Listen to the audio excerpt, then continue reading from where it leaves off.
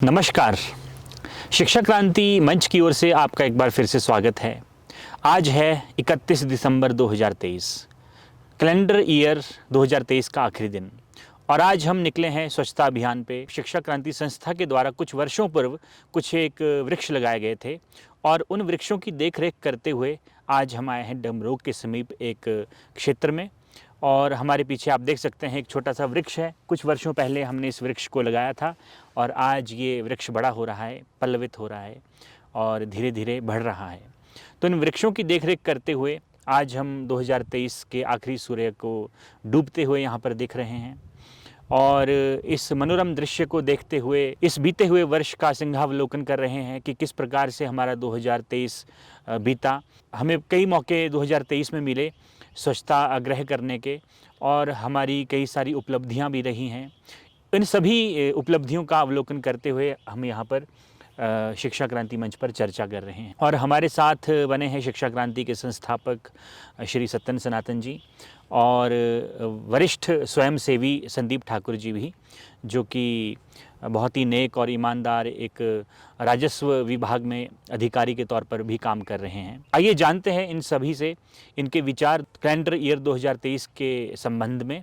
आप किस तरह से देखते हैं नए वर्ष को? हालांकि ये वर्ष जो है एक कैलेंडर का बदलना ही है और अंग्रेजी वर्ष आज ख़त्म हो रहा है और हमारा वर्ष तो चैत्र मास की प्रतिपदा से शुरू होता है। तो बावजूद इसके हम नए वर्ष को मनाते हैं हमारे भारत में भी और हम देखते हैं कि हम कई बार आलोचना भी करते हैं दूसरों की कि हमारा ये नया वर्ष नहीं है, हमारा वर्ष तो चैत्र मास की प्रतिपदा से शुरू होता है। लेकिन उसके बावजूद भी हम देखते हैं कि घरों में हमारे कैलेंडर जो है अंग्रेजी कैलेंडर के अनुसार ही रहा करते हैं और हालांकि उसमें छोटा सा अगर विक्रम संवत का एक छोटा सा एक कोना हो तो वो अलग बात है, लेकिन हमारे कैलेंडर तो अंग्रेजी कैलेंडर के अनुसार ही बदले जाते हैं। तो आज हम कैलेंडर बदलने जा रहे हैं, 2024 में प्रवेश कर रहे हैं। तो आप सभी दर्शकों को 2024 वर्ष की असीम शुभकामनाएं और अभिनंदन।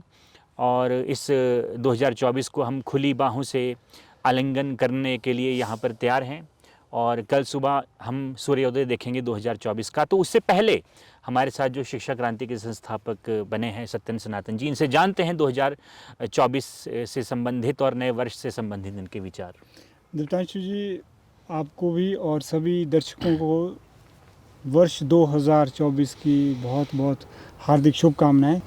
और जैसा आपने कहा कि हम एक बहुत ही खूबसूरत जगह पर आए हैं जहां पर हमने स्थानीय निवासियों की सहायता से वृक्षारोपण किया था। जैसा आपने कहा कि वृक्ष जो है अब बढ़ने लगे हैं, तो देखकर बड़ी प्रसन्नता होती है कि हम जिस स्वच्छतागृह की मुहिम को आगे ले जा रहे हैं उसमें वृक्षारोपण अभिन्न अंग है उस स्वच्छतागृह का।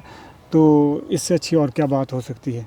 और हमारे वरिष्ठ स्वयंसेवी श्री संदीप ठाकुर जी, और ये भी अपना कीमती समय निकाल कर यहाँ पर आए हैं इन वृक्षों की देखभाल करने और देख रहे हैं कि इन वृक्षों ने अब अपनी जड़ पकड़ ली है, मजबूत कर ली है जड़ और ये वृक्ष अब पनपने के लिए तैयार है। तो आपको कैसा लग रहा है इन वृक्षों को देखकर संदीप जी? जी, सबसे पहले तो मैं नव वर्ष की सबको शुभकामनाएं देता हूं और आने वाला जो साल है वो सबके लिए मंगलमय हो।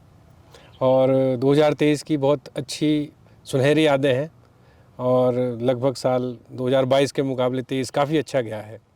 जो हमने वृक्षारोपण किया था वो आज पेड़ों के रूप में हमारे पीछे आप देख सकते हैं।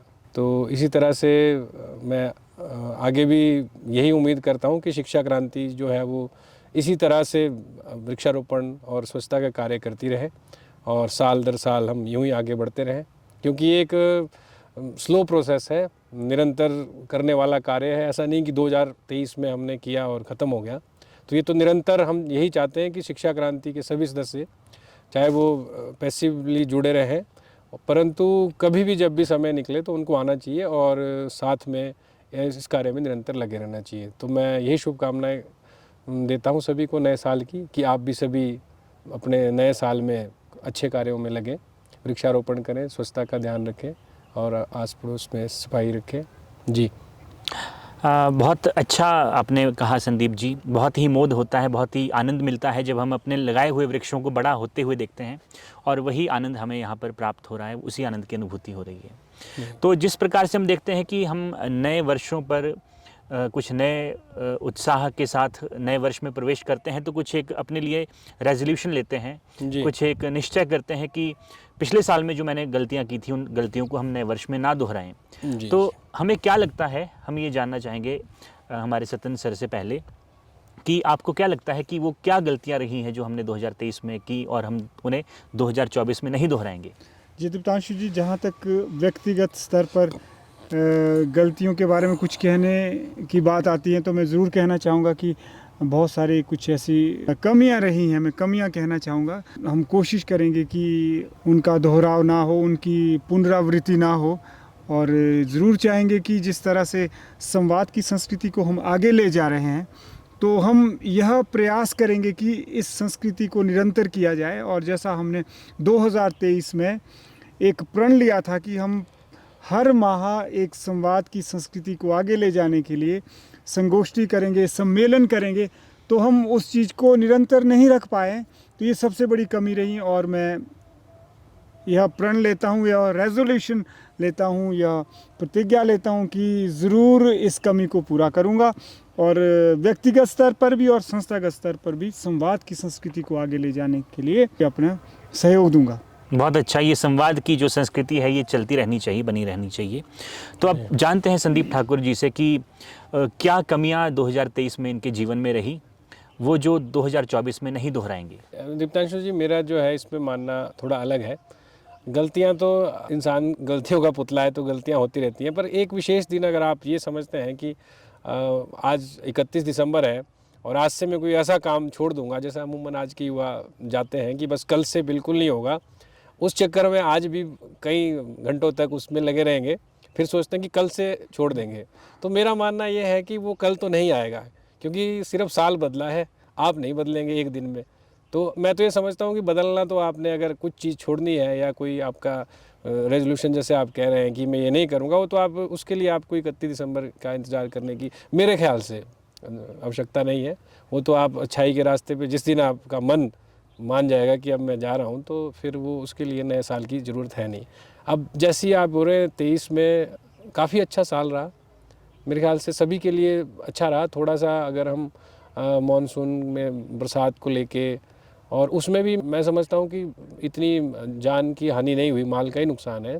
2022 में जिस तरह से हमने देखा, कोरोना फेस किया, तो मैं समझता हूँ कि 2023 काफ़ी अच्छा रहा और उम्मीद यही है कि 24 में भी हम इसी तरह से आगे बढ़ते रहें। जी, बहुत अच्छा आपने संदीप जी कहा कि कुछ अच्छा करने के लिए किसी विशेष दिन का हम इंतज़ार ना करें। जब भी मन में ये संकल्प आए कि हमें कुछ अच्छा करना है, वही क्षण हम उस अच्छा करने के लिए तैयार हो जाएं। तो जिस तरह से आज का ये कैलेंडर बदला है 2023 का और हम नए कैलेंडर वर्ष में प्रवेश करने जा रहे हैं, तो एक बहुत अच्छा सुनहरा अवसर हम अपने जीवन में मान सकते हैं, क्योंकि कई बार हम अपने जीवन में मौका नहीं खोज पाते हैं कुछ अच्छा करने के लिए, तो ये मौका हम हाथ से ना जाने दें। जिस प्रकार से हम कैलेंडर बदल रहे हैं, उसी प्रकार से हम अपने जीवन में बुरी आदतों को निकाल कर अच्छी आदतें पुरानी की जगह ला सकते हैं। तो एक बहुत अच्छा अवसर है। और सबसे बड़ी बात यह है कि अमूमन हम जीवन में क्या करते हैं कि सबसे पहले तो हम अपने भीतर की कमियों को कभी देख ही नहीं पाते हैं।